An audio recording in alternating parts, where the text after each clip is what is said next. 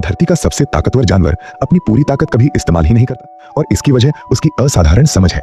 सोचिए, एक ऐसा जानवर जो जमीन को सुन सकता है। हाँ, हाथी धरती में आने वाले हल्के कंपन से 10 से 15 किलोमीटर दूर मौजूद दूसरे हाथियों की मूवमेंट तक महसूस कर लेता है।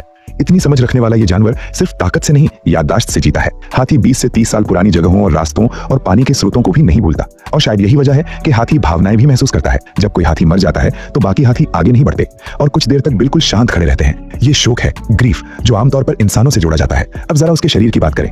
एक हाथी का दिल करीब 30 किलो का होता है। वो रोजाना लगभग 200 किलो खाना और 150 लीटर तक पानी पी सकता है। उसकी त्वचा इतनी मोटी और मजबूत होती है कि देखने में बुलेट प्रूफ जैसी लगती है। लेकिन हाथी की असली इंजीनियरिंग उसकी सूंड में छुपी है। इस एक सूंड में 400 से भी ज्यादा मसल्स होती हैं, यानी इंसान के पूरे शरीर से भी ज्यादा। इसी सूंड से वो पूरे पेड़ उखाड़ सकता है और उतनी ही नरमी से जमीन से एक छोटा सा पत्ता भी उठा सकता है। ताकत की बात करें तो एक हाथी 6 से 7 टन तक वजन उठा सकता है। वो ट्रक तक खींच सकता है।